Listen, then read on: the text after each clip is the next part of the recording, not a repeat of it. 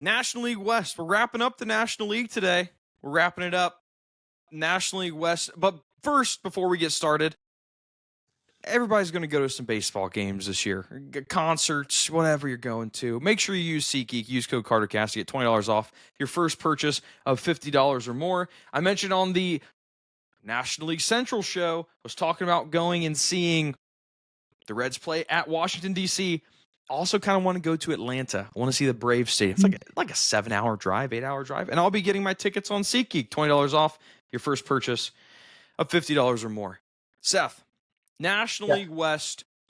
We have one team that has risen above the rest this winter. And I'm looking at their acquisition page, and it's like my finger gets tired from having to use the scroll to go all the way down because of everybody they signed. We're looking at, it's the Los Angeles Dodgers, by the way, if you're watching, I didn't specify that. Free agents, Eddie Rosario to a minor league contract.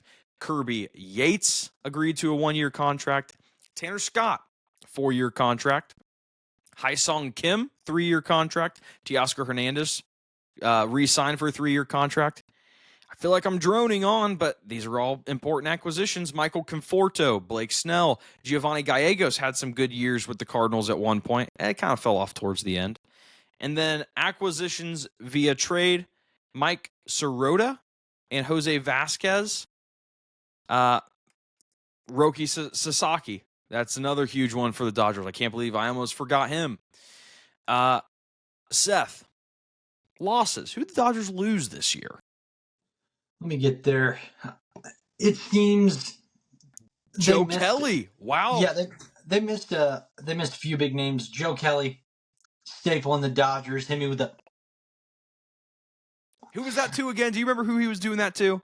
Oh, I believe it was someone on the Astros. Oh, probably Altuve.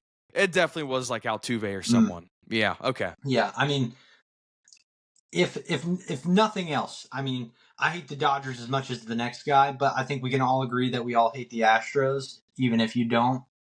Yeah. Everyone should hate the Astros. I'm indifferent because they suck. They lost Jack Flaherty. Yeah. Jack Flaherty was a big loss for them. Walker Buehler, the closer, Walker Buehler, mind you. Yeah. Gavin Lux to the Reds, and a few others here and there. No one else really of name. Our boy Ryan Brazier, he left the Dodgers to go to the Cubs. Oh. Yeah, Frenchman. Yeah, friend of the show. Friend of the show. Looking at the starting lineup for the Dodgers, old but stacked. Actually, before we do that, Dodgers last year, 98-64. Their win total was 101 last year, by the way. So underperformed based on those metrics, but won the World Series. So I think they're sleeping okay at night. Hitting, cream of the crop, 4th in average, 2nd on base percentage, 1st in OPS, 2nd in runs, 3rd in home runs, 10th in stolen bases. Starting pitching lacked a little bit. Obviously, Tyler Glasnow didn't pitch the whole year, and Yamamoto had an injury at one point. He had some outings that weren't the best. 19th in ERA, 20th in WHIP, 20th in walks per 9. Decent strikeout rate. And then the relief pitching, 4th in ERA, 5th in WHIP. It's 21st in strikeouts per 9, which is not great. But, you know, they won the World Series, so we can list all those stats. At the end of the day, it doesn't really matter.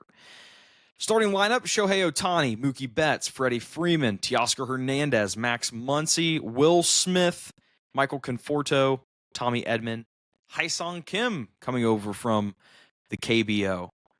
Seth, do you have the starting rotation on hand? Yeah, starting rotation, as Fangraphs listed right now, you got Yoshinobu Yamamoto, should have been Yankee, Blake Snell, Tyler Glasnow, Roki Sasaki, and Tony Gosselin.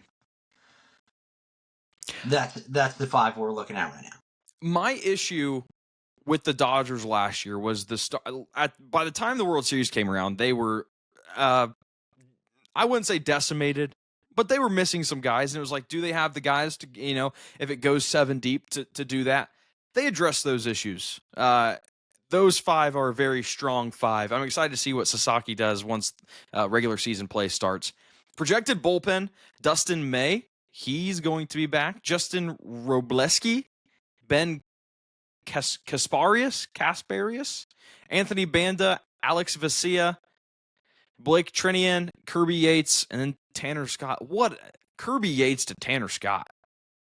That should be illegal. Blake Trinan to Kirby Yates to Tanner Scott. No, Alex Vesia to Blake Trinian to Kirby Yates to Tanner Scott. No, Anthony Banda. That bullpen should be illegal in like 34 states. It feels like it should be. Look, it's no secret. They won the World Series last year. They only got better via their acquisitions. They get Sasaki, that seems to be who all the hype is around this year, similar to how it was Yamamoto last year. They have the best player in baseball. You know, you look at this lineup, the top 4 of their lineup, 3 guys are power rated in the top 25 in all of baseball, and that's Hernandez, Freeman, and Ohtani. So I think maybe the bigger question here is the bar too high? Is the bar too high for the Dodgers this year? Like 103 wins is what their win total is. They're minus 650 to win their division, and there's some teams in this division that aren't half bad. No. To say 103 wins is too high, I would say no. And in all honesty, I would almost say it's too low. I think we're looking at one of the best constructed baseball teams in Major League Baseball history, especially in the current era. I mean, they're signing guys left and right just for the fun of it. I mean, at the time, they signed Michael Conforto because they were like, this guy's good. I mean, they didn't necessarily need a left fielder, but they signed him anyway. And I mean, like, outside of him, if you look at their injured players, I mean, you're still looking at fantastic guys. I mean, especially on the pitching side, you got Clayton Kershaw, River Ryan, Emmett Sheehan, Kopech, and Evan Phillips. A lot of those guys are young, but I mean, like, even Brusdar Graterol. They have young guys and they have other guys that are injured that when they come back, it's like, even if they have an injury midway through the season, they can just replace it from the IL. They don't even have to necessarily make roster moves. They don't have to call anyone up. They can just be like, oh, okay. So Clayton Kershaw just got done with his toe surgery. I guess he's back. Michael Kopech, I mean, he's got forearm inflation, but who knows? I mean, like, we've seen what happens in the AL East with forearm inflation, but I mean, at the same time, Michael Kopech can come back. It's just like, they are so deep in the fact that Dustin May is back. I mean, they're 6-man deep already on their major league roster. So yeah, the pitching definitely. My worry is always Glasnow. When's the last time Glasnow's pitched a full season? Like, I'm looking at his baseball reference page. Last year was the most innings he's ever pitched in a season in his career. 2020, obviously an anomaly. They played a shortened season, but 134 innings last year. Most he's ever played in one season. And it just seems like this guy is always injured, but you do kind of have a point to where they have next man up mentality. They have got, like, Kopech, I think, would be the most likely to step in. Graterol had shoulder surgery in November, so I would assume he's not going to be back anytime soon. But it seems like they have guys just waiting for something like that to happen. The problem was, last year the injuries happened, and they didn't really have the guys. You had Walker Buehler coming in every 5th day and putting up a stinker, and one other guy. Maybe I'm thinking of Gavin Stone. I can't remember. They had one other guy that would come in, and it was like, it just wasn't Dodger level pitching. And they definitely felt the missing of Yamamoto for a little bit. They felt the missing of, I mean, even Ohtani. We didn't even mention the fact that Ohtani is going to be pitching this year. Yep. So, you know, it's really hard to sit here and say, like, being minus 600 to win the division is not warranted, or being slated at 103 wins is not warranted. But they've made it very clear spending money is not an issue, and they're going to spend whatever they need to do to make sure not only they have depth, but they have the best players at every position. They've done a great job of that. Spending money isn't an issue, Dylan. In all honesty, they aren't spending money, and they're not right now. It was just like when we were in college and we would play 2K for our bets. we would be grinding 2K at 2:30 in the morning, and you would always win. I think by the end of my college career, I was out $400 to you in 2K, and it's like, Dylan, I don't have $5 on me right now. Well, then you can cover the Taco Bell trip at 4 a.m. right after this, or yeah, there you go. You know what? The money's up here. It's all up here. It's in the cloud. It's in the cloud, and that's quite literally, that's what the Dodgers are doing. They're spending money that's just up here. Hey, we don't have the money to pay you right now because we got Mookie Betts on the payroll. He's non-deferred. We got Freddie Freeman non-deferred. Shohei Ohtani. We want you to be a Dodger. We'll sign you for essentially $1 billion, but the money's just up here. It's up here. We'll get it to you sometime. Shohei Ohtani's AAV is literally $2 million a year. So they're able to have the best player on the planet and still have the deepest roster in MLB history. So, like, in 5 years from now, 5 years, in 10 years from now, when all these players' contracts are up, Dodgers are going to stink because they're still going to be paying Ohtani. They're still going to be paying Blake Snell, Yamamoto, all these guys that are just deferring their money till later. They aren't going to have money to pay for other guys because they're going to be paying everyone through the nose. So they fully bought in for the next 10 years. Hey, this is our team. We're riding with this team. I would say the majority of them have the longest contracts possible. And like Will Smith, we're eyeglassing over Will Smith, one of the best offensive catchers, Max Muncy, who's good for almost 30 home runs a year, Tay Oscar, who had a massive bounce back season, Tommy Edman, just a complete menace in the postseason. And then they could go and sign someone like Hae-Sung Kim from Japan, from the KBO, and you're just like, no one even had their eyes on this guy. Like, the Dodgers know what they're doing, and it's pretty scary to see. What is entertaining to me, you're right, it is very scary to see right now. I find a little bit of comfort in the fact that, whenever we have kids, they're going to know a Dodgers team that is absolutely garbage. And the same way we always hear about Bobby Bonilla Day, where the Mets are still paying him however much money, it's going to be Shohei Ohtani Day. And kids are going to be like, Daddy, what's up with the Shohei Ohtani guy? Why are the Dodgers still paying him however much money? And we're going to be like, you just had to be there. You had to be there for the Dodgers back-to-back World Series run. Shohei Ohtani is going to be our kid's Bobby Bonilla. The difference between Bobby Bonilla is Bobby Bonilla didn't win a championship with the Mets. That's true. It's a little different. A little bit of a different situation. Win total, 103.5. I went out to the garage before this episode. I should grab the hammer. Hammer the over. Seth. We're looking at the best team in Major League Baseball history, Dylan. On paper, sure. But we said the same thing last year. They won 98. Hammer it. Hammer it. Big time. This is just purely stats. Thinking of the normal distribution. Well, it's 104 wins. Well, that would be 104 and 58, right? Math check out. You know how the White Sox lost 120 games? Yeah. It was the preview from the worst baseball team to the best baseball team. We may see 120 win season. We're not gonna. We did this before. Well, the 90-something Mariners, 117 wins. You think they're gonna be better than that? I think it was 2001, wasn't it? With Maybe Ichiro and good old Brett Boone. No World Series. No World Series for the Mariners. I didn't say anything about the World Series, even though. I mean, odds-on favorite. I'm going under 103 win. Like, just playing the probability game. One injury. You get an injury, you're screwed. Tyler Glasnow misses, and Gratterall's not ready. Kershaw's not ready. You're screwed. That's just purely odds. That I'll sell on the hype train all day long. I don't mind being contrarian. If it's illegal to be contrarian, lock me up. Los Angeles Dodgers. There we go. We'll make our way over to the team that you have on your head, the team that you have on your chest, the Arizona Diamondbacks. Fun team. Very fun team. Made some decent moves here. Let's see. Randall Grichuk agreed to a 1-year contract to stay with the team. Corbin Burns, ever heard of him? 6-year contract. Christian Walker left. That was a loss. That was not an acquisition. I was thinking of the Astros. Josh Naylor to fill Christian Walker's shoes, though, which is not a bad, maybe not 1-for-1, but he is a little bit younger, so there's a pro there.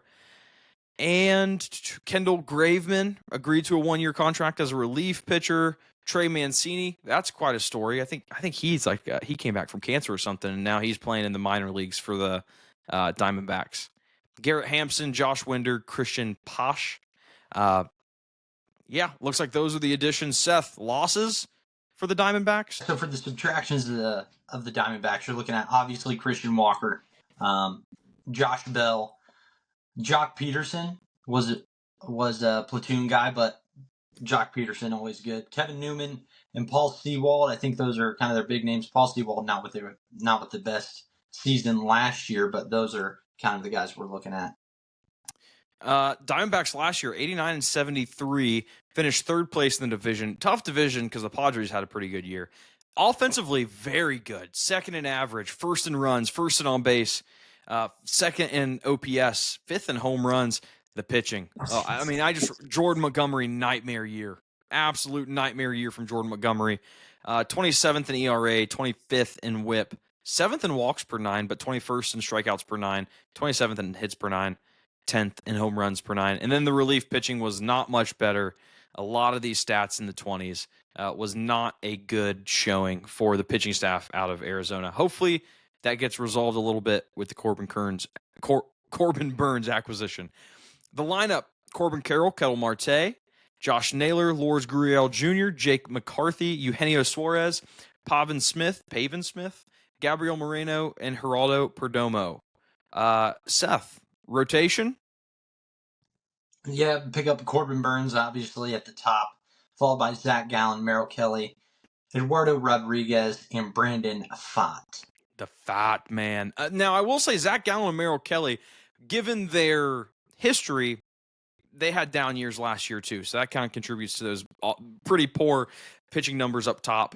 And then the projected bullpen, you have Jordan Montgomery, who's projected to be a long reliever, Dre Jameson, Shelby Miller, Joe Mantiply, Ryan Thompson, Kevin Ginkel, Justin Martinez, and then AJ Puck is going to be your closer. Fun team.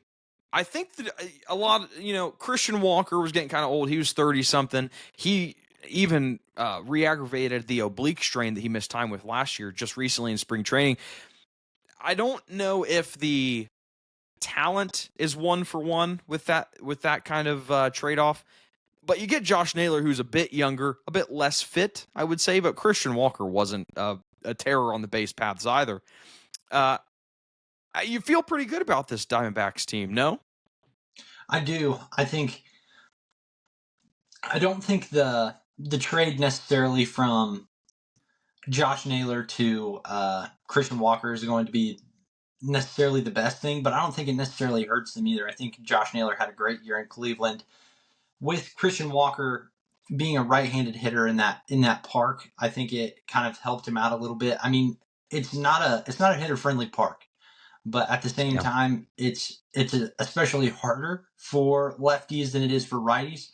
But at the same time, I mean, from front to back, you're looking at a great lineup in Blaze Alexander with that oblique injury right now. We could possibly see him coming back, and he's a good young talent there. Randall Grichuk on the bench. I think they have good stuff here, and I don't think they changed too much from last year, and they were overall the best productive offense as a whole last year. Yeah. So seeing that, I think there wasn't much change. Josh Naylor again in the 3-hole, but this is a good team. Josh Naylor just continues to get better over time, and he's young, only at 27 by middle of the season. He'll be 28. So young guy. I think this team as a whole is very good offensively. And looking at their pitching, that those 5, and even if Montgomery with a full spring training and everything, a full season, off season to prepare, I think the fact that the Diamondbacks missed out on the playoffs by literally one game, it came down to the last game of the offseason last year.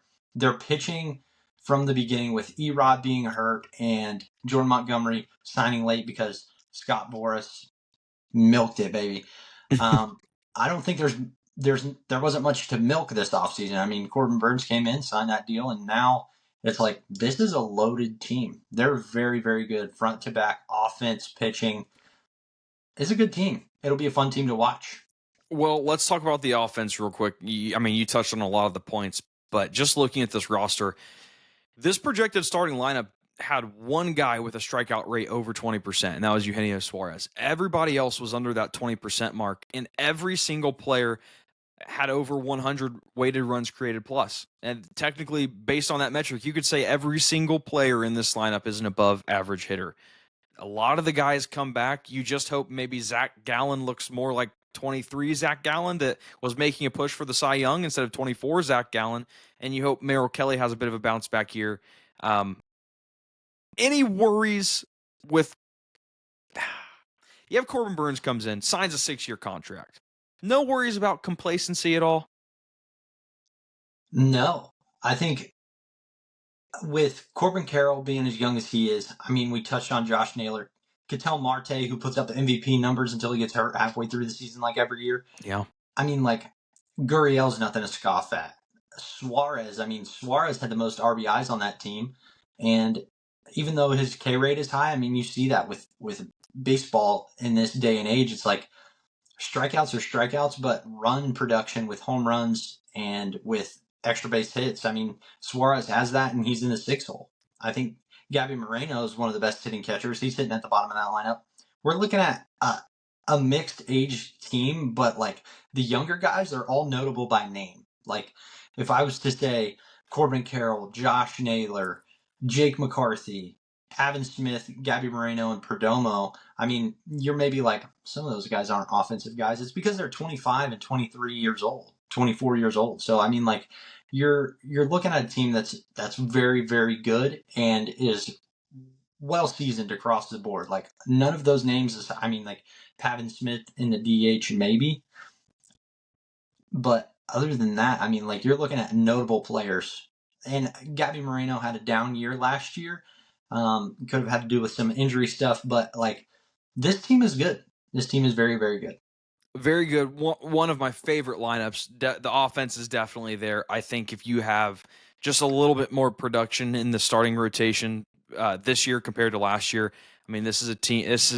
We talked about how the Dodgers could run it up, but I would not be surprised if the Diamondbacks, ended up winning this division. It's a bit of a long shot, but it would not surprise me at the end of the year if you told me they did, because it would just take so little from the pitching staff to elevate them as long as the hitters keep producing the way that they have been. Which brings us to our win total. Seth, we are looking at... Over. Yeah, 86.5. 86? This is 80. A 90-win team. 90 wins.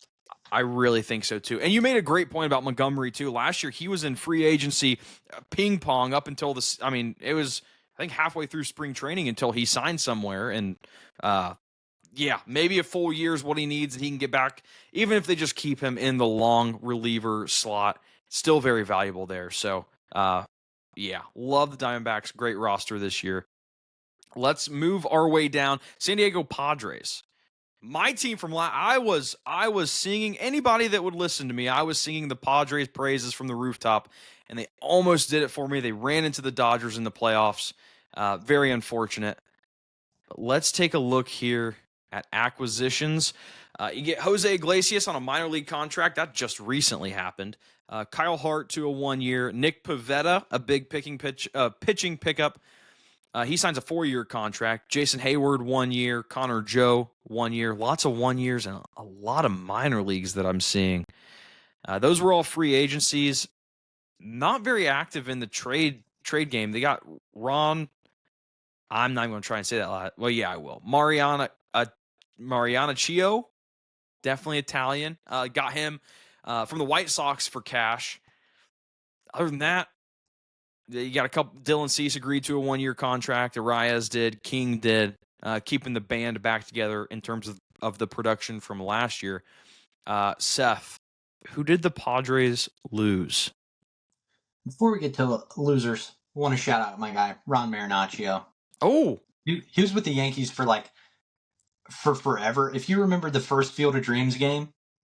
Oh, you remember vividly. You remember the Tim Anderson walk-off? Yeah. Ron Marinaccio.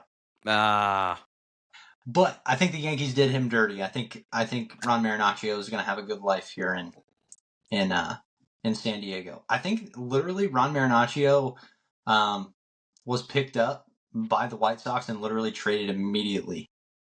They want that cash, baby. So I think he's good. I do. But to losses, Ha-Seong Kim, he declined the player option there. He moved to Tampa Bay. Donovan Solano, Kyle Higashioka. Donovan Solano, I'm going to sneaky good platoon bat. He had some good years he had a good year with the Reds too, way back when. He was that loss is going to be a little more impactful than I think what people think. But continue. Yep. Martin Perez, pitcher. Kyle Higashioka, another former Yankee great. Jurickson Profar, Nick Ahmed, and Tanner Scott. I think all the guys they lost were kind of names of mention. I also didn't mention David Peralta. All these guys are kind of names of mention. You've heard of them before, all over the age of 30, so they're kind of old guys, except for Ha-Seong Kim. But some notable names there that were lost. Profar had an amazing year last year. 24 home runs. By 22 he had 15, 23 he had 9. So that's a huge loss, definitely. But let's take a look at this starting lineup. Actually, I always do this. Let's start with how they performed last year. 93 and 69, finished second in the division. Offensively, pretty good team. First in average, sixth in on base and OPS. 8th in runs, 10th in home runs, 14th in stolen bases. Starting pitching, not bad. 9th in whip, 6th in strikeouts per 9, 9th in hits per 9, and 7th in home runs per 9. And then the relief pitching, when you have Tanner Scott in that as that closer for the time they did, that's obviously going to help too. But 11th in ERA, 9th in whip, 3rd in walks per 9, 10th in home runs per 9. All around, very solid team. Very solid team. And they get Arias in what feels like it was April last year, maybe May, very early on. And he sticks around. Starting lineup, Luis Arias, Fernando Tatis Jr., Jackson Merrill, arguably kind of didn't luck out, but was unlucky that he had to make his debut with Paul Skeens because he had a great rookie year. Manny Machado, Jake Cronenworth, Xander Bogaerts, Jose Iglesias, Jason Hayward, Elise Diaz. Seth, before we get to the rotation, that's a pretty solid lineup, just from top to bottom. It is. I think this lineup is good. If you look on FanGraphs, you can see the only homegrown guy is that Jackson Merrill, and I think that they kind of lucked out with who they got in this lineup. I think their lineup is again very good front to back. It's like, even though Tatis had that PED stint and had to sit out some games, I mean, Tatis is an MVP caliber player. Jackson Merrill with a huge year last year. I mean, they are good front to back in this lineup. Even their bench is pretty good. Yeah, I mean, well-rounded lineup, and even Jackson Merrill last year. I mean, he was a above 5 WAR guy.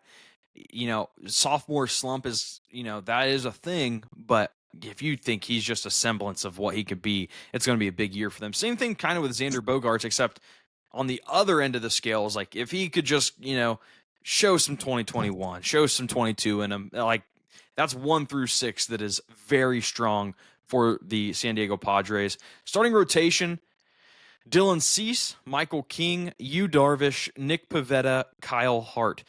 The Pivetta pickup was essential to rounding out this rotation. I can't remember who filled in that 5th spot before that, but you have Cease, who was really good last year. Michael King proved me wrong.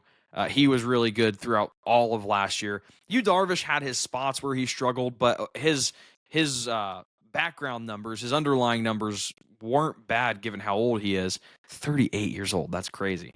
And then Nick Pivetta, a good pickup, and Kyle Hart. Seth, bullpen? My laptop died, Dylan.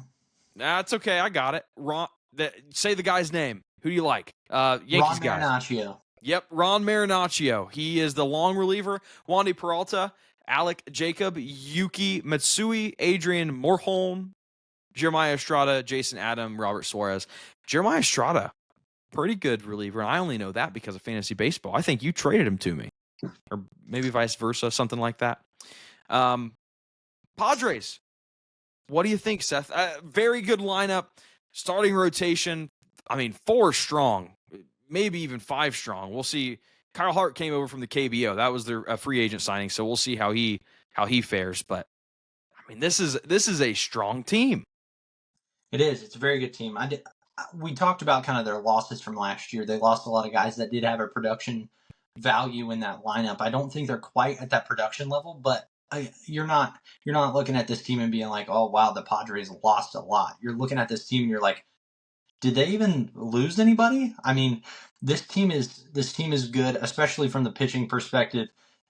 Their rotation is still good, and there was talks this offseason of, hey, where's Dylan Cease going to go? Is Dylan Cease going to get traded? You're looking at a Cy Young candidate from last year. There's no reason to trade this guy, and the Padres were able to hold on to him, obviously, to fulfill the contract. I mean, it's not like he was asking to get moved, at least not from what I saw in the media. This guy, Cease, is going to put up again another Cy Young caliber year. He got out of. You see what happens when guys get out of bad places, getting out of Miami, getting out of Chicago, getting out of Colorado. Like they end up putting things together. And I hate to say Colorado because DJ LeMahieu was so bad, but he put up a couple of good years. So I mean, like there's some real talent on this team and some young talent, and they have an MVP caliber guy with Tatis kind of leading that lineup. And yes, they're not in the same spot they were last year. I don't think they're going to be giving the Dodgers quite a run for their money the way they were last year, but I still think they could be a playoff potential team. Yeah, I 100% agree. And coming into last year, they had some real their record in one-run games the year before was awful, so I kind of played the regression game like, oh, that's not going to happen again this past year, which is 24, but now they've kind of middled out. But now it's like we kind of know what we're getting with Jackson Merrill. You do have the question if Bogarts can be healthy for the whole year. Even Cronenworth is a little older. Jason Hayward's like 35 now. So, but I do like this Padres team. This is another team similar to the Diamondbacks.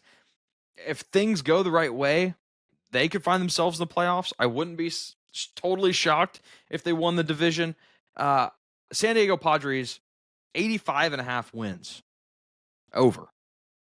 Yeah, I'm gonna take the over. I don't think they're gonna be as good as the Diamondbacks, but I can see this is why the people in Vegas get paid. They put out some decent lines. Good numbers. But I think you're looking at an 87 win team. And it's crazy. I've given 3 overs in this division. I think that kind of sees how I see the NL West. I was going to say we have 2 more teams that kind of tells you where you're going to be heading with these other 2, unless you might go over on all of them. Who knows? But we will go next to the San Francisco Giants, the 4th favorite, the second least favorite team to win the National League West. Free agent additions. You have Justin Verlander, who is arguably the biggest, agrees to a 1-year contract. 42 years old, man. He is still kicking. Maybe not the biggest, because I forgot about Willie Adames signing a 7-year contract coming over from the Brewers, a huge addition at that shortstop spot. And then you have a bunch of other minor league contracts added in there at the free agent spot. And then trades, Braxton Roxby, acquired from us, the Reds, for Taylor Rogers. You have a couple guys that signed 1-year contracts to avoid arbitration. Lamonte Wade Jr. had an awesome year last year. He was a platoon guy for the better part. Tyler Rogers signs a 1-year contract. Duvall signs a 1-year contract. Yastrzemski, lots of 1-year contracts there. And then the losses, you lose Kurt Casale, you lose Mark Kahana, you lose Taylor Rogers in a trade with the Reds, Blake Sobel, William Kempner. And that kind of rounds out the acquisitions. Now, we'll take a look at their performance last year. A little underwhelming, 80 and 82. They finished 4th in the division offensively. Didn't put up great numbers. Didn't really put up great numbers anywhere. Their starting pitchers had a great K9, but that's really about it. Everything else was kind of middling or in that 20s range. And then we're looking at our starting lineup. Lamonte Wade Jr. projected to bat leadoff. He will platoon, though. Willie Adames, Young-Ho Lee, Matt Chapman, Heliot Ramos, Mike Yastrzemski, Tyler Fitzgerald, Gerard Encarnacion, and Patrick Bailey rounding out that lineup. Starting rotation, Logan Webb, Justin Verlander, Robbie Ray, Jordan Hicks, Kyle Harrison. And then you have the bullpen, Keaton Wynn, Randy Rodriguez, Lou Trevino, Sean, that's definitely a Swedish name, Sean Hjell, Hjelle, Hiel, Eric Miller, Camillo Duvall, Tyler Rogers, and Ryan Walker being the closer. Here's what I'll say about this Giants team. The lineup isn't bad. Lamonte Wade had a great year. He's going to platoon, so hopefully he can continue that. Matt Chapman's the power bat. Willie Adames batting second is a huge step up from what they had last year. He was a guy that that's 30 home runs. That's 30 home runs added to your lineup right there.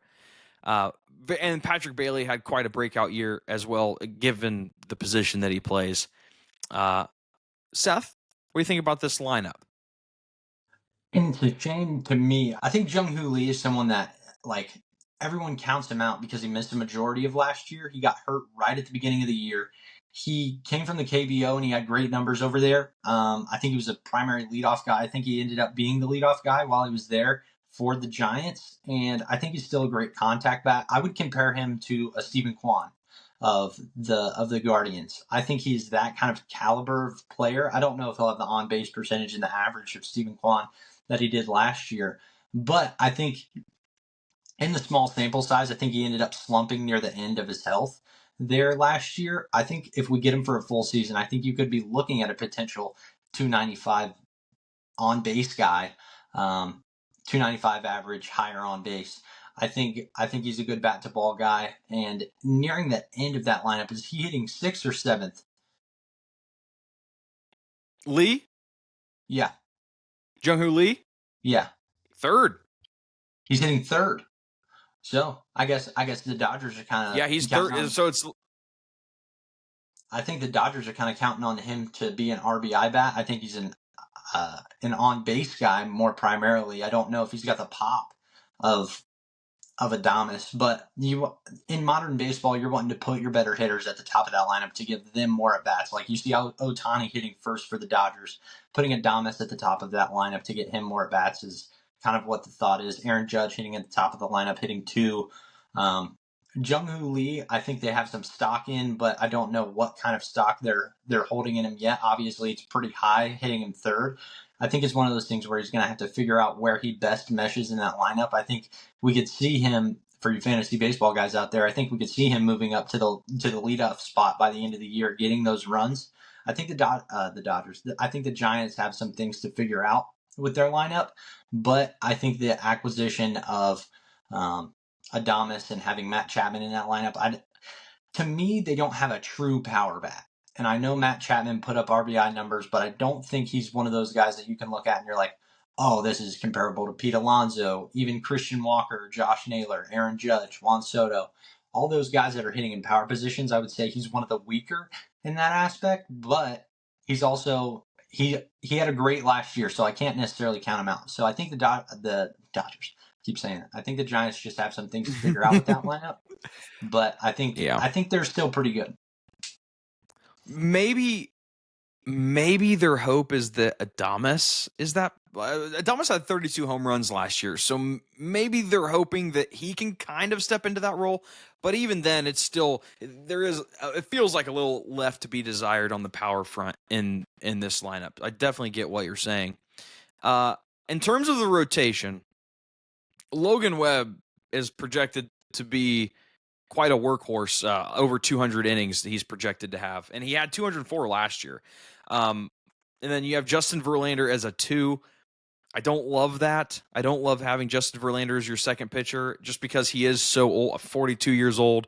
But then you have Robbie Ray, who I think is due for a bounce back. He struggled in his limited innings last year, but it's usually the second year after that surgery that we start to see like velo come back, a little bit of the command come back. So I think he'll have a bounce back year. Not bought in on the Jordan Hicks experiment quite yet. He had some good outings last year, but nothing special. Overall average rotation, do you feel any differently? It seems pretty average.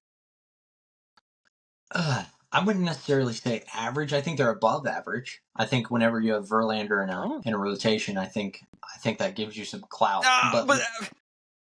Clout, okay, clout, sure. I'll give you. It gives it some clout, but yeah. I wouldn't say overall ability. I mean, he's not competing with the guys that are young. I mean, he's not competing. He's not competing with Paul Skeens, even a lower level name like Sonny Gray with the Cardinals. I don't think he's necessary. I would say he's on the level of Sonny Gray, maybe a little lower. Okay.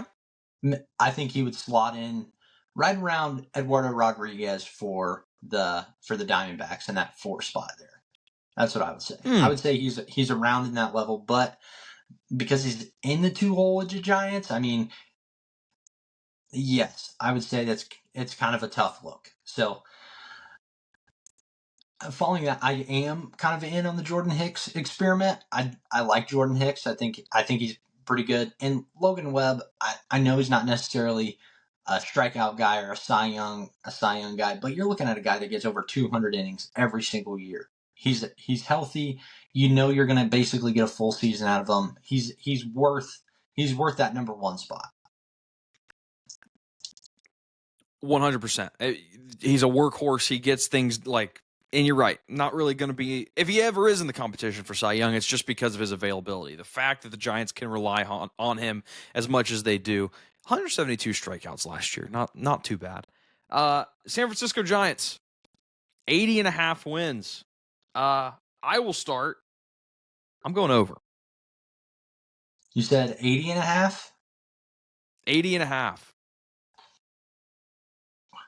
So are there any about the same as last year. There? Any alternative lines out there? Oh, I'm sure there is somewhere. I'll take the under. I'll take the under on the Giants. Okay. I guess like you have to. Kind of. Yeah, they seem like a 500 team to me. They do. That's about right on then.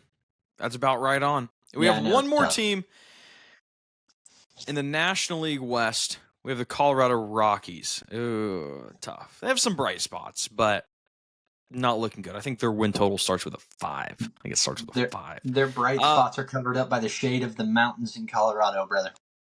Oh, you're so eloquently put. You're so right.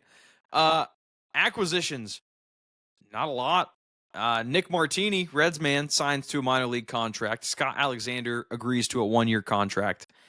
Thairo Estrada, 1-year contract. Kyle Farmer, wow.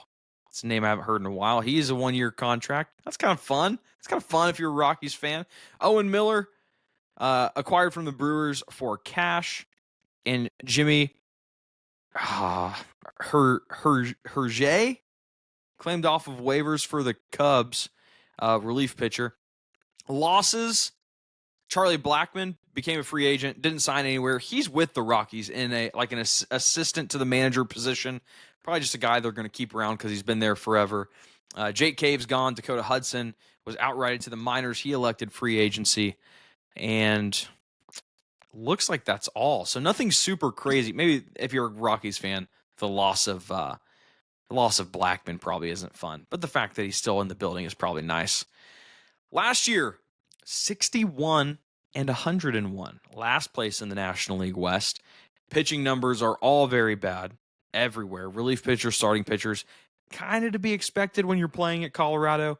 But the hitting numbers, if you have the bad pitching numbers, you got to have the good hitting numbers because you're playing half your games there. They did not. They had 15th in home runs, 15th in OPS, and everything else came trailing behind. Now, starting lineup, we have Brenton Doyle, Ryan McMahon, Ezekiel Tovar, Chris Bryant. Maybe he has a decent year. Thairo Estrada, Michael Toglia, Nolan Jones, Jordan Beck, Jacob Stallings. The starting rotation, Herman Marquez, Ryan Feltner, Kyle Freeland, Antonio Senzatella, Bradley Blalock. And then the projected bullpen, Tanner Gordon, Jimmy Hergé, Jake Bird, Scott Alexander, Victor Vodnik, Luis Peralta, Seth Halverson, Tyler Kinley. That's a rough bullpen right there. Bright spots. Brenton Doyle's fun. He's a fun guy. I have a fun exercise for this. Okay. Read off the lineup, and I will tell you if I would pick them up on my fantasy team based on how I think they will do offensively this year. I'll just give a quick yes or no.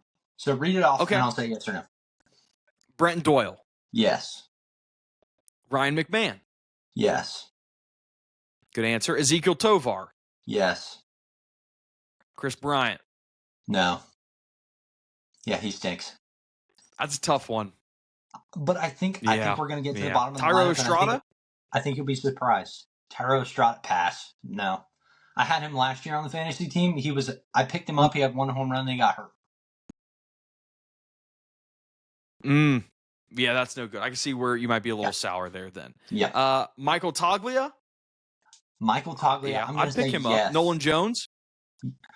Listen, I have a lot of stock in Nolan Jones. I think Nolan Jones had an awful year last year, but I think he has the potential to be good. So I'm going to say yes on the bench. I don't hate that. Jordan Beck? No. Jacob Stallings, catcher? No. So was Nolan Jones the surprise one? Toglia. I think Toglia is going to have a good year. I like Toglia. I don't hate that. He's not set to platoon, so he's going to be in the lineup, it seems like, every day. I mean, you're looking at 5 or 6 guys that have, at least in my mind. Now, I'm no expert. I'm no hitting expert for Major League Baseball. I don't know what their numbers actually are. But based on my mind and even name power, Toglia, whether I've actually seen him play a baseball game, I don't know if I've actually ever watched one, in all honesty. But name power alone, he sounds like he'd be a good baseball player. So I will hand up. I will say I see Rockies just like, an offensive player that plays for the Rockies. I think he's going to be good just because he plays half of his games at Coors Field. That's so small-brained of me, but that's just kind of how I roll. Yeah, but I think they have 5 or 6 guys that would be potentially decent on other teams. I think Tovar's good. I think Doyle's good. I think McMahon is good. I think Toglia could be good. Nolan Jones could be good. So, I mean, like, there's guys that are decent, and then there's guys that you're like, I'll try. So I think that's kind of where the Rockies are, and I don't want to spend too much time harping on the Rockies, but we all know they stink, and it's a shame. I mean, the days of Todd Helton and Larry Walker are kind of past them. We're talking in Major League Baseball about doing some expansion teams in Charlotte and Vegas, maybe another one in Canada, go back to Montreal, whatever. Some of these teams, I'm just like, pick them up and take them somewhere else. Like, I think the Rays are good. It's tough because no pitchers are going to want to go. Exactly. So, like no pitchers want to go to Colorado. Yeah, so get them out. Just relocate them. Like they're moving the A's to Vegas, move the Rockies to the East Coast, put them in Charlotte, and take the Rays and throw them up in Canada. Like a new scene for everyone. But what if you're the Rockies? Why not take just go get every big bat you can find? Just go get a lineup full of just huge. Don't even worry about the pitching, because right now you look at their rotation and their bullpen. It's a bunch of nobodies. I recognize Kyle Freeland, Ryan Feltner. That's about it. Just go get a bunch of bats and say, hey, we're going to win these games by scoring double-digit runs every game. We play half of our games in the most hitter-friendly park we can. Just go all out on the bats, and then the pitching, just kind of hope you luck into something. Maybe they need to hire us for the front office. Yeah, and the thing is, we don't have the pocketbooks for that. I think we aren't the only ones saying that. I think they're content with the sales of their City Connect jerseys, and that's kind of it. I think they're just content with the money they're bringing in. I don't even think they're trying necessarily to win baseball games. Yeah, it does kind of seem like that, especially from looking at the pitching. I would agree. Colorado Rockies, it is a very small win total. I have to find it, but I believe it started with a 5, 58.5. Under, unfortunately. Yeah. Where's Colorado on this list? Okay, you're going under? Yeah, I'm taking the under. I'm going over. These guys get paid too, Seth. They're getting paid to play the same game everybody else is. That's disrespectful. Yeah, look at how thick the NL West is, man. The NL West is good from 1 to 4. They were good last year. The NL West was good last year. They won 61 games. I'm going over. Give me over for the Rockies. I'm not even saying just the NL West. The NL is just stacked this year. If they play 80% of I don't know their schedule. I don't know how the schedule is formatted, but if they play 70-80% of their games against the National League, it's just like not even close, man. Not even close. They may win a few against the Marlins. There we go. A little, and that's given that we don't get a Cal Quantrill revenge game. I mean, obviously the Marlins are going to win that one. Yeah, the Quantrill revenge game. Seth, that's the National League West. Thank you guys for watching. Use code CarterCast at SeatGeek for $20 off your first purchase of $50 or more. Thank you for watching, and we will be live with the American League here in a couple days. So thank you very much, and until next time.